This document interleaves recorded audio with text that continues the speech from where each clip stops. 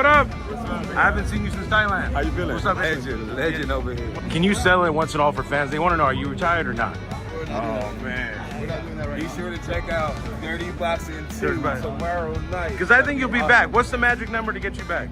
If you come to Dirty Boxing, you'll find out. You'll find out. All right, cool. What do you think about DC saying he would have already fought Tom? I don't think much about it, but I really do want to fight Tom Aspinall. I just want to meet him here at Dirty Boxing. So he has to come to a Dirty Boxing event for him to get the fight? No, we'll fight here at Dirty Boxing. You'll fight at Dirty Boxing. I like that. All right, Jon. Jon Jones has basically confirmed that he actually is indeed fighting Tom Aspinall. When are you fighting Tom?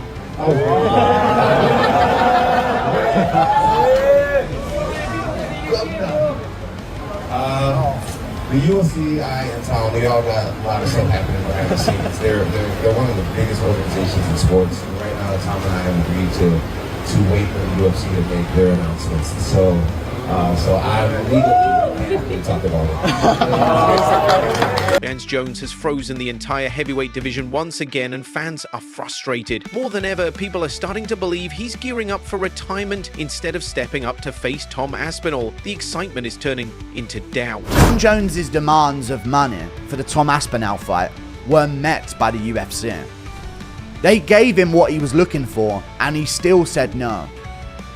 So he just doesn't want to fight Tom. They literally, according to Ariel, who hates the UFC and would not make this up to make them look better, according to Ariel, they actually gave Jon Jones FU money that he was looking for, and he still turned down Tom Aspinall. So it's not about money, it's not about anything, he just wants nothing to do with Tom.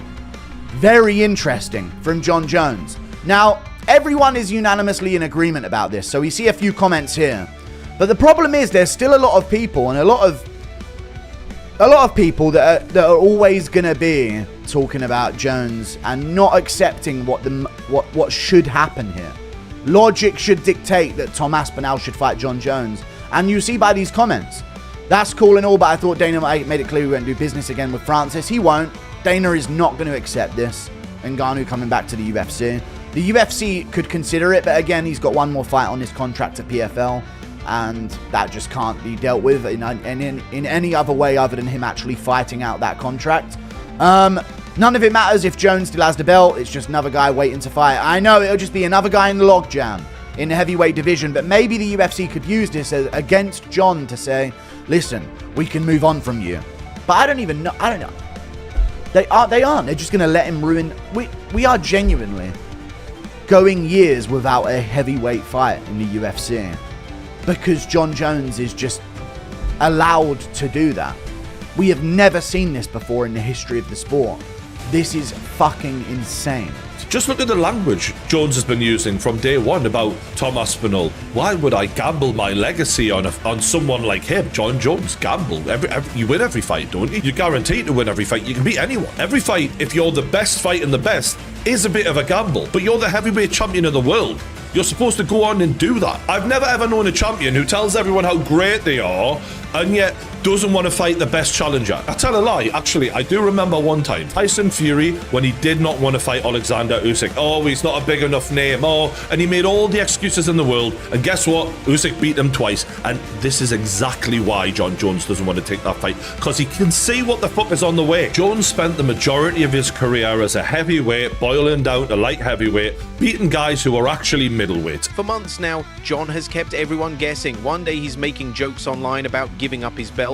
The next, he's hyping up a possible fight with Francis Ngannou. Then, out of nowhere, he hints that maybe Tom Aspinall is the fight he wants after all. But in the end, still no signed contract, no training footage, no commitment, just silence. It's been over a year and fans are starting to say it out loud. Jon Jones might never step in the cage again. Not because he's scared, but because he doesn't want to risk everything he's built against a dangerous new lion like Tom Aspinall. It feels like you're training for something, but obviously it don't seem like you can, get the guy to fight. Tom, we're getting straight to it. I mean, what are we waiting for? It sounds to me, recently I saw an interview where it said you and Jon are aligned, and you guys have decided together to allow for the UFC to tell you what you're doing. Is that true? Nah, man, Jon's retired. What are we talking about, guys? What do you mean? You guys don't follow Jon on social media? I don't follow him on social media. He said that. No, me too, actually. Me too. But the guy is living his best life. He's had a fantastic career. We all know.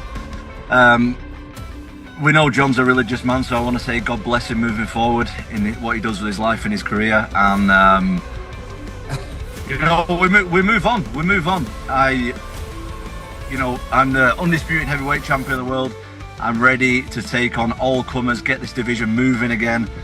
Us guys have been waiting around too long. You know, the contenders are getting sick of it.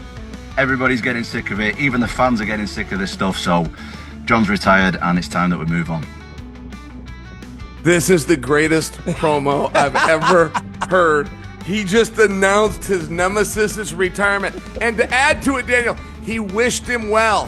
And of course, it's been pretty interesting, all the stuff that Jon Jones has been saying to the media this week. And I'm sure there's more to come, but check out these. You're beating guys who aren't even champions, and you consider yourself a champion. He's not a champion. So Jon said I need to fight more champions, but this is the problem I've got. Jon is the champion, and he won't fight me. And he says that he won't fight me because it's too much of a gamble. Aspinall to me is no difference than an Olin St. Prude or Dominic Reyes or Anthony Smith, being like just another up-and-comer that's exciting right now. And I'm not into gambling my legacy for what's exciting. And Jon, if you're not into gambling your legacy, that to me sounds like you're scared of losing against me. It's not about you, Jon. It's not about you. It's not about your life. It's not about your story. If you want to enjoy your life, if you want to be a part of a reality show, if you want to take that money and delay things and hold someone else's dreams back from becoming a reality, that is ducking. That is ducking, because there is a time-honored tradition in this business, in the sport, in combat sports, in fight sports, in sports period. The whole thing has to move along. It's not about your story. Your story is great and you're living your best life, great. Get rid of that belt. If you want to do that, great. No one will begrudge you. Everyone thinks you've done enough. You've earned enough. You've proven enough.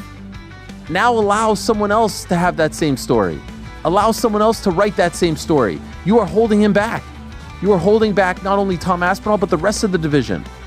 So yes, you're missing the point. This isn't about you. It's about the belt. How many more times does Tom have to say it? He would love to fight him. He would love to be he would love to have the opportunity to be that guy. He would love it. Who wouldn't?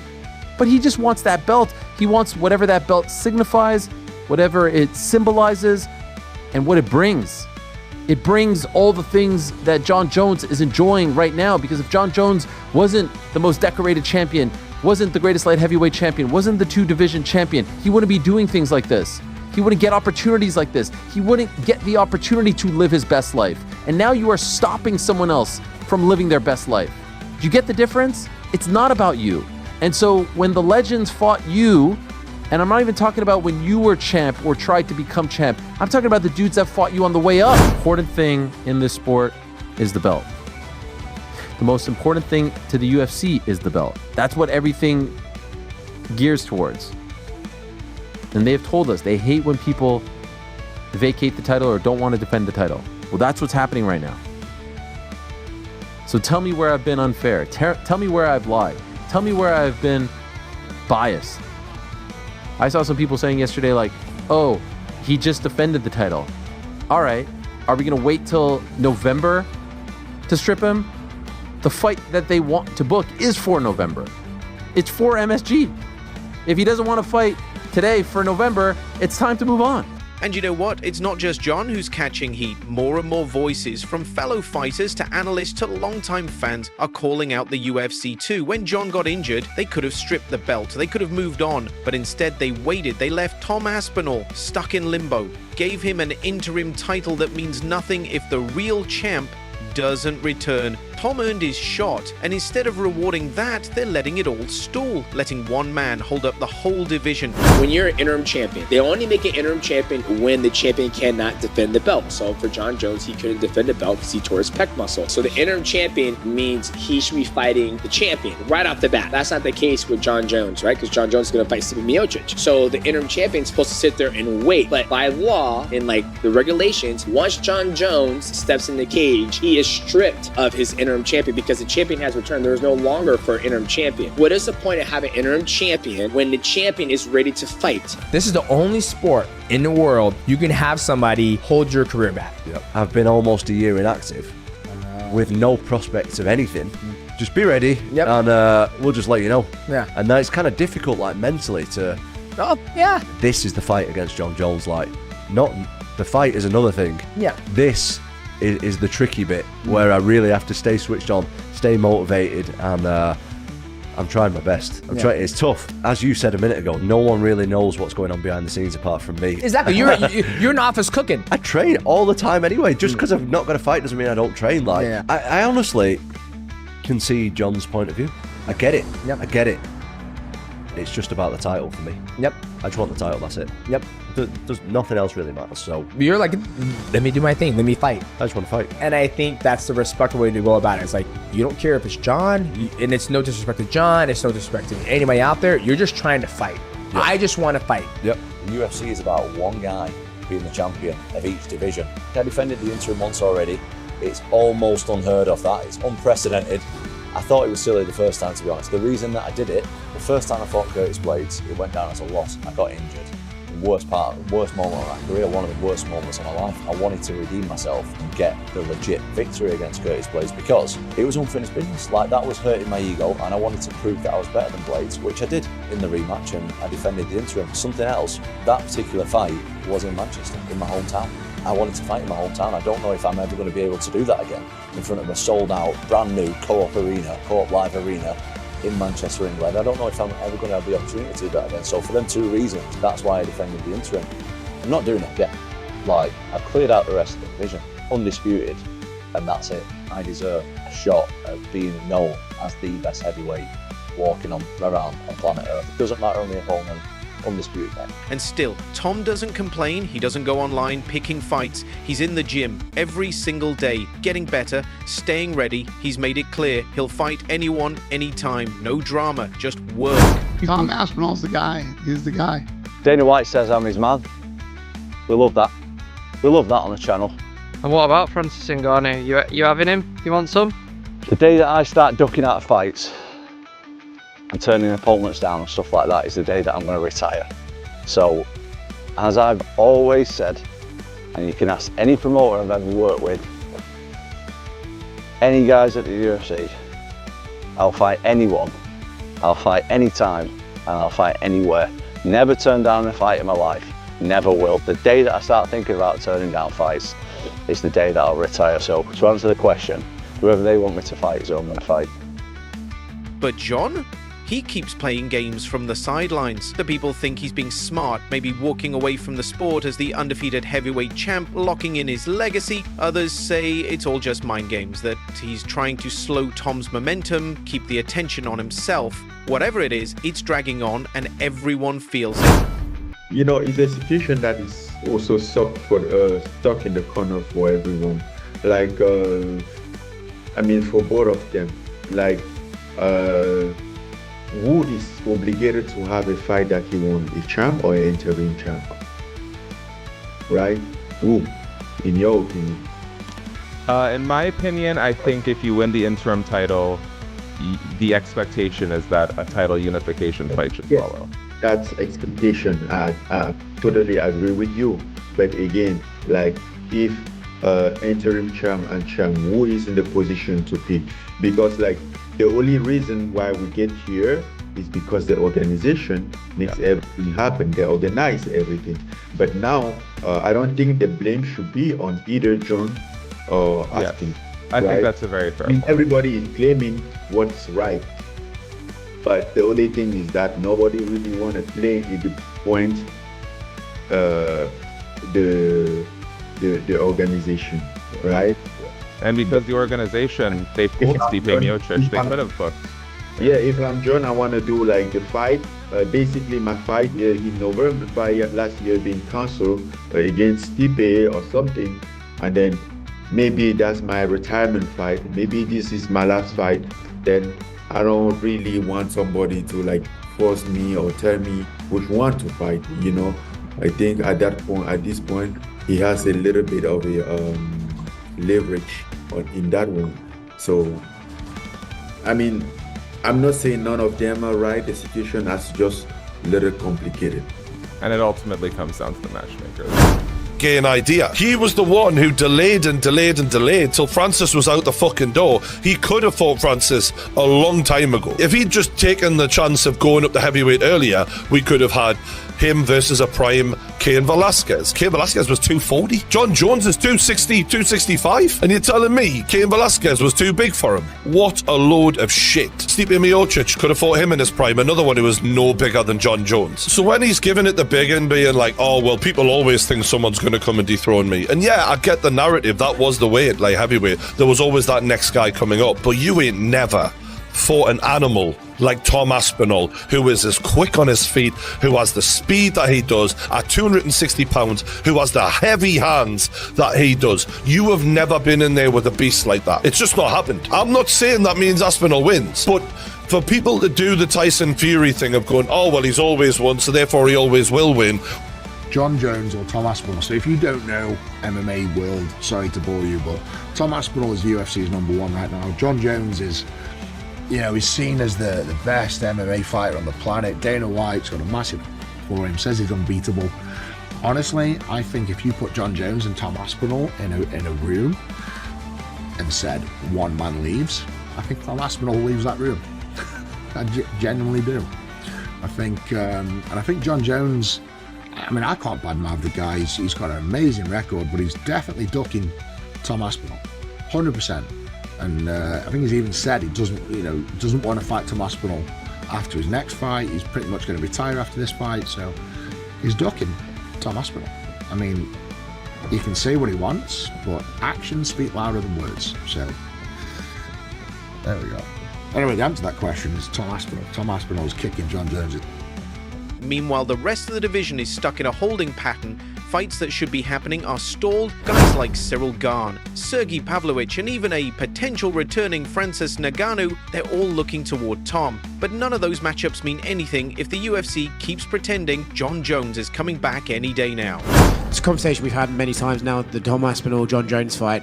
It's a bit different now, right? Because Jon's been tweeting a lot about the fact that he's told you his plans, he's ready to vacate the belt, and all the rest of it. He said he's ready to vacate the belt? He said he doesn't care if you strip him, he would vacate it. Crazy. Yeah, I've been busy. I haven't been keeping up with the gossip. He comes back. He's either back today or came back yesterday or whenever he's in Thailand. So he's home. We'll be home tonight, Tuesday. We'll figure this out. But if he doesn't fight Tom Aspinall and he does walk away, do you think he's ducked him? Would you? Tom Aspinall's the guy. He's the guy. Listen, if the guy wants to retire and doesn't want to fight, nothing you do. I didn't want Habib to retire. I thought DC should have stayed in it longer. So it's none of my business. I'll do what I can to make the fight if we can. If he's talking that crazy, I didn't realize that. It was kind of crazy how much interest Jon showed in the Francis Ngannou fight. Like, there was some tweets going back and forth. What would happen if he came to you and says, like, I'll fight, but I won't fight Aspinall, I would fight Ngannou? Would you even be interested in that or no? I don't have Ngannou under contract, and Aspinall's the guy. Right. If you were put in the position, would you maybe try to get Ngannou back under contract or no? Probably not. Jon agreed to fight Tom? No, he said that before, like on the last answer, he said. Jon agreed to fight Tom, yes. So you haven't signed Tom. Right. Yeah. I mean, you guys have heard me for the last however long. I said, I guarantee you this fight's going to happen. This fight's going to happen. Fight's going to happen. You guys told me the crazy shit that was going on Instagram and all these other places. But yes, I've been saying Jon is going to fight Tom. definitely some rumors out there that you guys had offered that there's money to turn it down. Unless you hear it come from here, or we put out a press release, don't believe any of this bullshit. But yes, Jon agreed to fight. Fact. Tom earned his shot, and instead of rewarding that, they're letting it all stall, letting one man hold up the whole division. And still, Tom doesn't complain, he doesn't go online picking fights. He's in the gym every single day, getting better, staying ready. He's made it clear he'll fight anyone, anytime, no drama, just work. But Jon? He keeps playing games from the sidelines. The people think he's being smart, maybe walking away from the sport as the undefeated heavyweight champ, locking in his legacy. Others say it's all just mind games, that he's trying to slow Tom's momentum, keep the attention on himself. Whatever it is, it's dragging on and everyone feels it. Meanwhile, the rest of the division is stuck in a holding pattern. Fights that should be happening are stalled. Guys like Ciryl Gane, Sergey Pavlovich, and even a potential returning Francis Ngannou, they're all looking toward Tom. But none of those matchups mean anything if the UFC keeps pretending Jon Jones is coming back any day now.